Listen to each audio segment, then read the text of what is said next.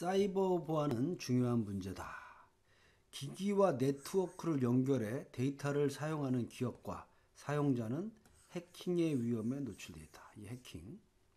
세계 경제 포럼이 실시한 산업 인터넷 서베이의 결과에 따르면 설문에 응답한 비즈니스의 76%는 사물 인터넷 시스템에 대한 해킹 가능성이 매우 높다고 답했다. 이게 이제 해킹이 되면은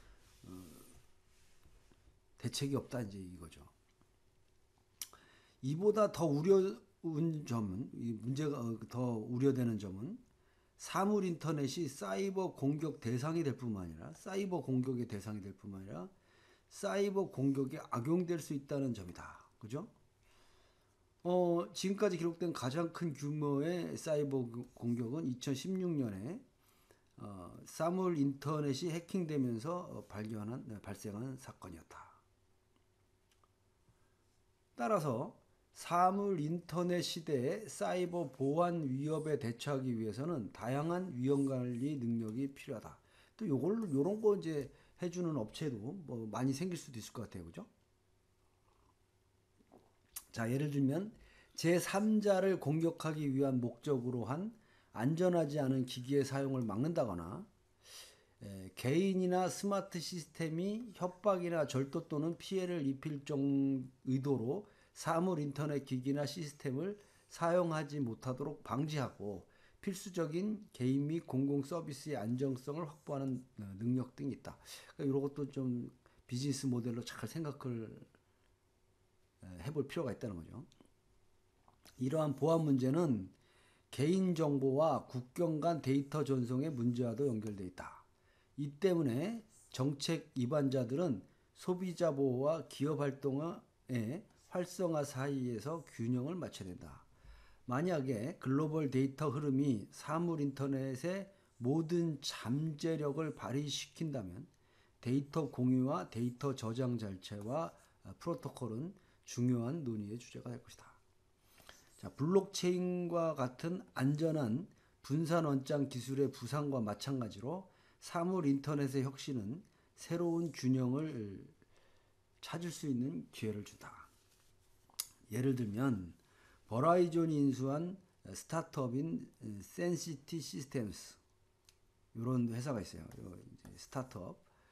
결국은 이제 돈 많은 사람들이 또 유망한 이런 회사를 인수를 하잖아요. 인수를 해가지고 이제 또 결국 이렇게 되면 또 거대 자본이 모든 걸 또 좌우할 수밖에 없는 그런 현실은 어쩔 수 없는 거지.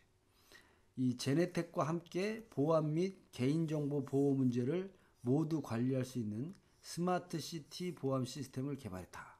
이 보안 시스템은 사물 인터넷 기술을 기반으로 데이터 프로세싱을 네트워크 엣지, 이게 탈중앙 방식의 정보 처리, 네트워크 엣지 그 끝부분에서 처리한다. 이런 거고요. 다음에 넘어가기 전에 한번 봅시다. 이 산업 인터넷 도입을 가로막는 요인들을 보면 첫 번째 상호 운영성 또는 기준의 부재가 지금 이제 이만큼 됐다는 거고 이제 전체. 그다음에 보안에 대한 우려. 보안에 대한 우려도 이제 굉장히 크죠. 이건 뭐 누구나 다 생각할 수 있는 문제고. 그다음에 불확실한 투자 수익률, 사례가 불충분하다. 이것도 이제 우리가 이제 갸우뚱한 거죠. 예를 들면 뭐 어디가 확실하게 뭐 이게 좀 적절한 얘기인지 모르겠지만 개발이 된다 그러면 그 땅을 무슨 뭐 100억을 들여들어서 사는데 주저하지 않죠. 이게 뭐 2년 후에 이게 뭐 확실하게 여기에 들어온다. 그러나 이게 이제 불충분해요. 이거 불안하단 말이에요. 돈은 많이 들어가는데 이 많은 돈을 뒀다가 회수 안 되면 어떡하지? 이제 굉장히 그 위험한 요인이죠. 그다음에 구식 장비, 센서의 연결 혹은 부착의 어려움 때문에도 이제 이런 많은 어려움들이 있고, 그다음에 미숙한 기술력, 아직도 이제 기술이 좀 뒤처져 있다. 그다음에 사생활 침해 우려, 이거는 이제 우리 보안에 대한 우려하고 이제 거의 또 같은 맥락이라고 생각해야 되죠. 그다음에 숙련된 노동력이 부족하다. 여기 보니까 데이터 과학자가 있어야 된다. 그래서 요새 뭐 이제 데이터 관련된 이런 쪽에도 이 빅데이터 나오면서 점점 막 얘기하고 있잖아요. 이게 지금은 이 데이터 처리하는 이런 쪽에 좀 관심을 가지고 공부해도 좋지 않을까 하는 생각을 듭니다. 그다음에 사회적 우려가 조금 있다. 이건 뭐 3% 이런 정도면 신경도 안 쓴다는 얘기죠. 사회적 우려 싫어? 남은 굶어 죽거나 말거나 마이웨이죠. 간다 이거지. 자, 이 말은 타협에 도달했다는 의미다. 시스템의 알고리즘이 비디오 피드에서 위험 요소가 감지되었다고 판단하지 않는 이상 민감한 데이터는 기기에 그대로 남는다. 그러니까 이게 이제 어떤 이제 그 시스템적으로 이제 그 케이블 TV에 들어왔을 때 돌발 영상이라든지 위험한 이런 때에 대처할 수 있는 이제 이런 기술들도 이제 나오겠죠, 그죠? 그렇지 않은 경우, 즉 허가가 떨어지면 비디오 영상은 보안업체로 전송된다. 이러한 방식의 타협은 대역폭 수요를 줄였으며 중앙 저장된 광범위한 데이터의 취약점을 보완할 수 있었다. 이게 이제 뭐냐면 평상적으로 그냥 계속 똑같아. 사람도 안 지나가. 계속 똑같은 이런 정보가 있는 거는 의미가 없다는 거죠. 근데 갑자기 누가 이렇게 탁 튀어나왔어. 그럼 이거는 필요하니까 요런 정보만 따로 보내겠다. 이제 이렇게 되는 거예요. 그랬더니 우리 그 사람이 거의 잘 안 다니는 골목 같은 경우에는 이게 큰 의미가 없지 않냐. 어? 무슨 말인지 알죠? 계속 똑같은 광경인데 이걸 계속 조정할 필요는 없잖아요. 그 얘기고. 자, 인공지능이라든지 로봇공학, 블록체인과 같은 다른 신기술과 마찬가지로 사물 인터넷은 고용과 노동 시장에 영향을 준다. 이게 이제 가장 큰 문제죠. 고용과 노동 시장.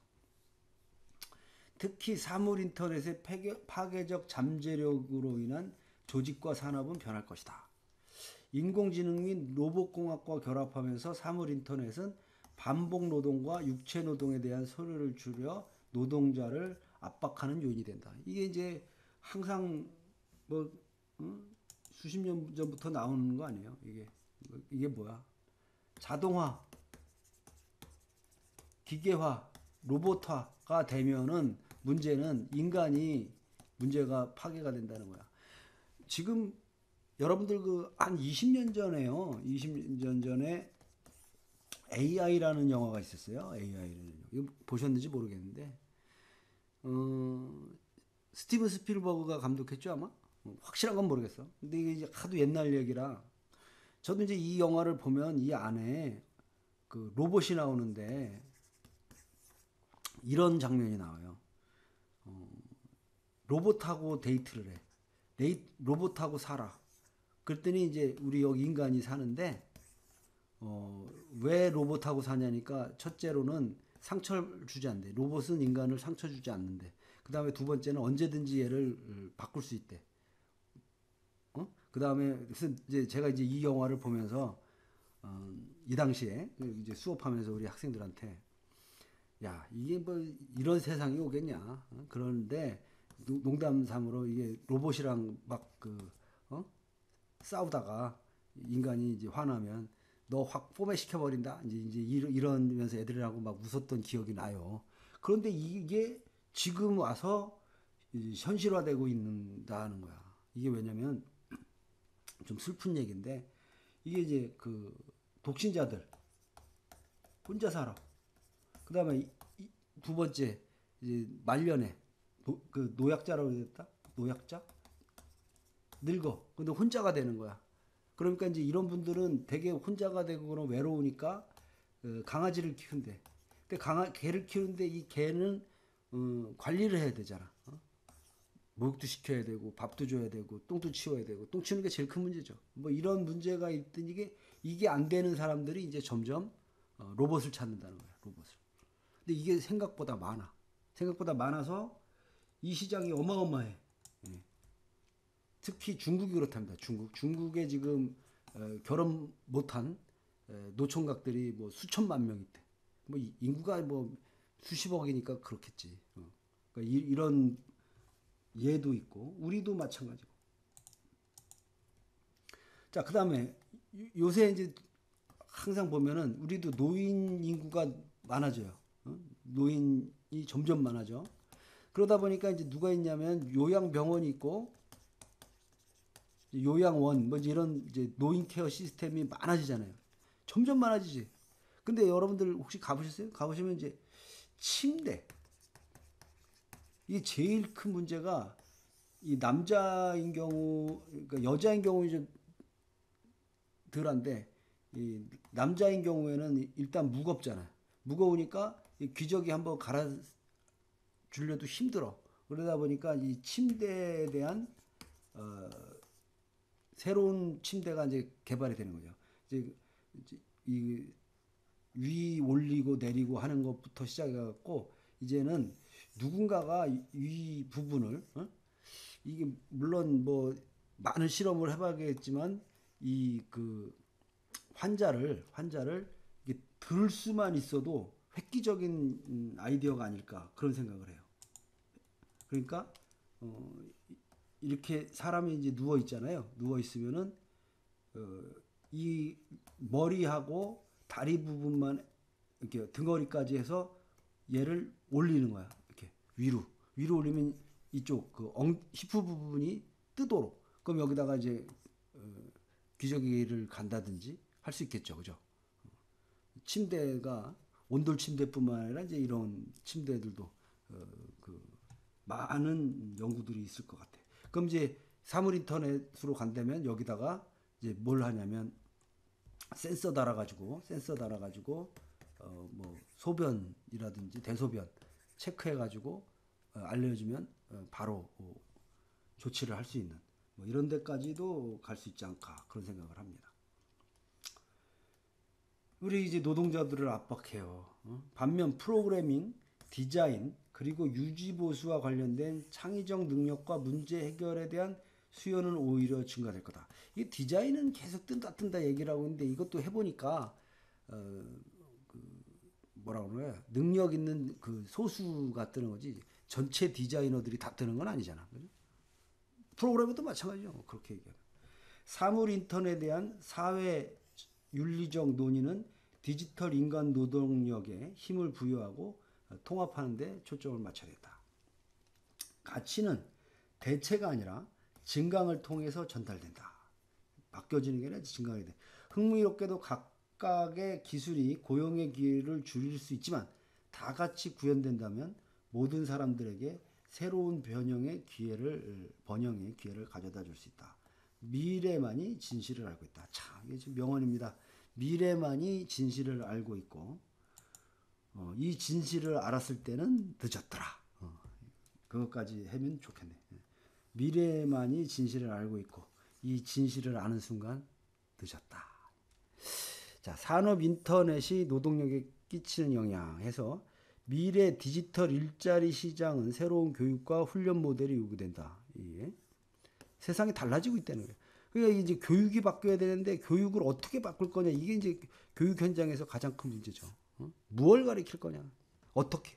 그다음에 자동화 형태의 디지털 노동력, 인텔리전트 소프트웨어, 로봇 등의 증가는 미래 인력의 스킬 믹스를 변화시킬 거다. 이제 기술을 변화시킬 거다. 산업 인터넷은 대체되는 일자리보다 더 많은 질 좋은 일자리를 창출해 더 많은 기회를 만들 것이다. 아니다, 야. 부정적이야, 나는 이거. 항상 더 많은 좋은 일자리 안 나와요. 그렇게 될 수가 없어. 근데 여기 지금 보니까 이게 어떻게 된 거예요? 매우 긍정? 이게 나쁘다는 거야? 좋다는 거야? 하여튼 나는 안 믿어.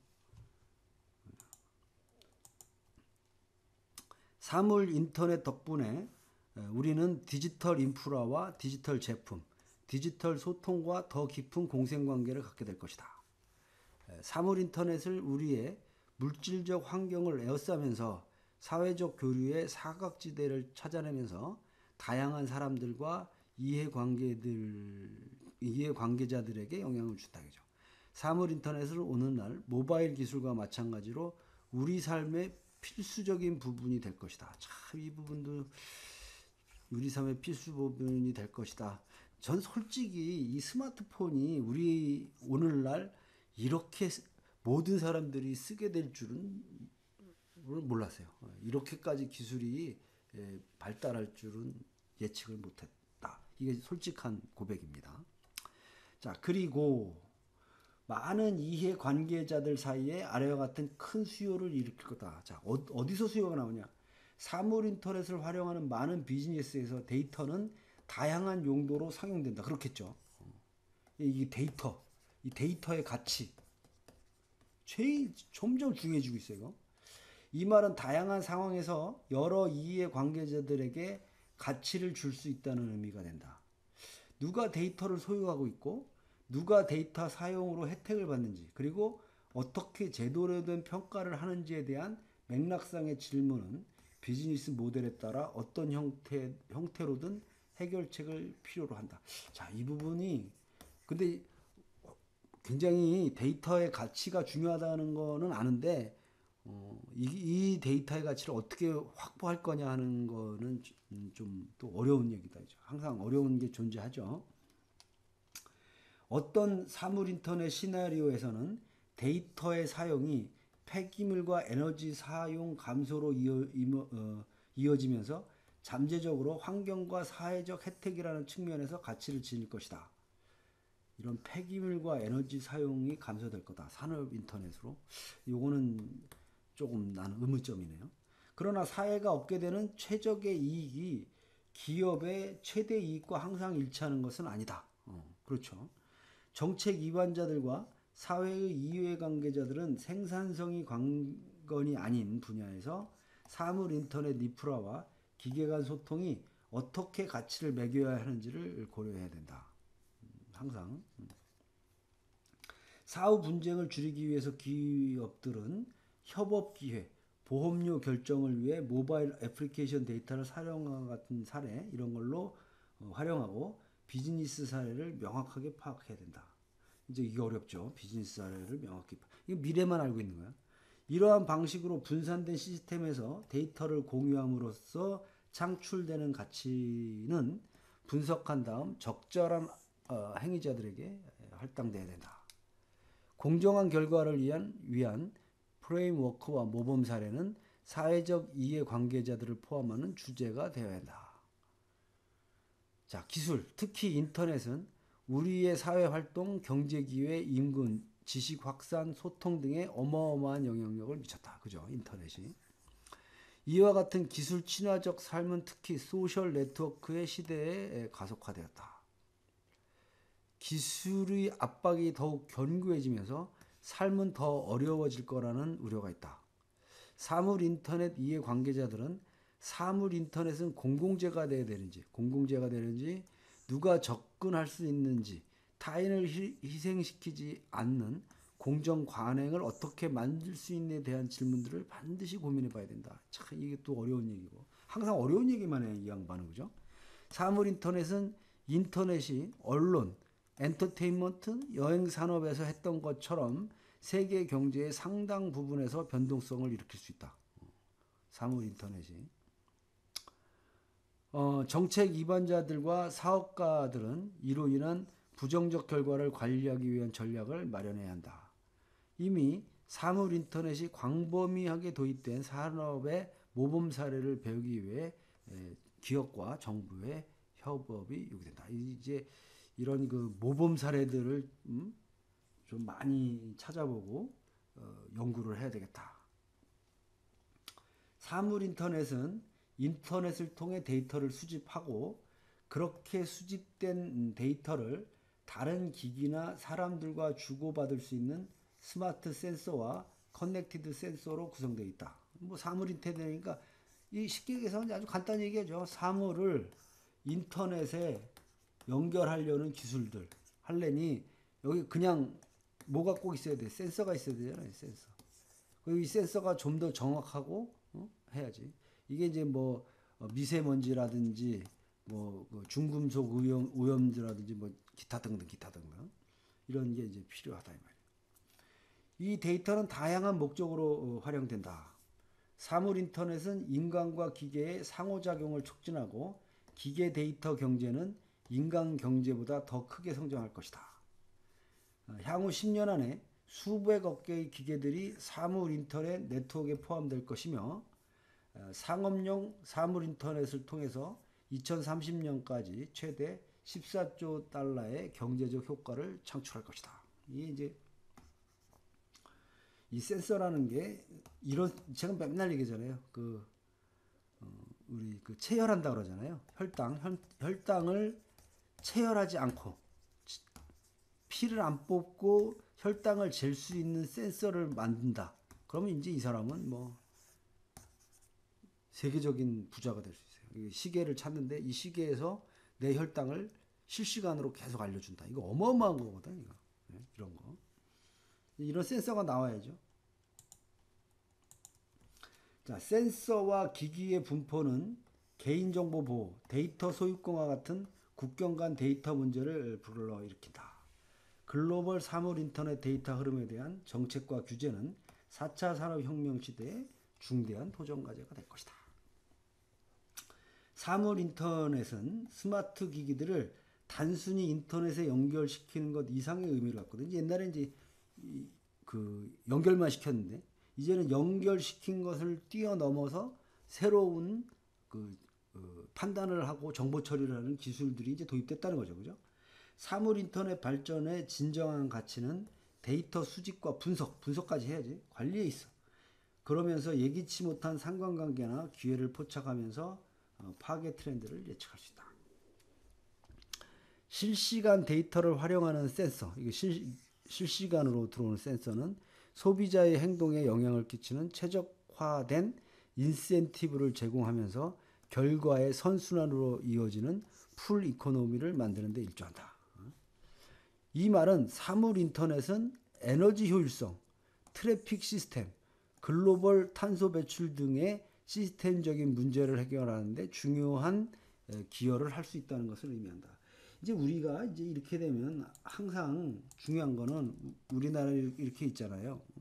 그럼 여기 이제 해양수, 바닷물 안에 원자력, 치수, 그 다음에 중금속 이런 변화들을 실시간으로 계속 체크를 해가지고 이걸 받아 들어와야지. 그래서 어떤 문제가 있으면 그때그때 예측할 수 있게끔 하고, 지금 이제 일본 같은 경우에는 우리 몇 년 전에 쓰나미로 어마어마한 손해를 봤잖아요. 그러다 보니까 이제 이 쓰나미 경보가 이제 발달한 거죠. 자, 어디서 지진이 나는가 안 나는가 계속 봐야 되고, 또 이게 지진이 났다고 했을 때 이 지진으로 인해서 쓰나미가 생길 거냐 안 생길 거냐에 대한 이런 경보 굉장히 중요하죠. 자, 사물 인터넷이 인공지능과 로봇 교환과 결합하면서 이제 이렇게 무서운 일이 벌어지는 거지. 인공지능 플러스 로봇 공학. 이렇게 되면은 우리 인간은 어떻게 돼야 돼? 인간은 이제 데이트도 로봇이랑 할 텐데 이제 이런 얘기가 나오는 거죠. 일상적인 노동과 육체적 노동의 필요성을 줄여서 고용과 노동에 영향을 끼칠 것이다. 이게 문제라는 거죠. 고용과 노동.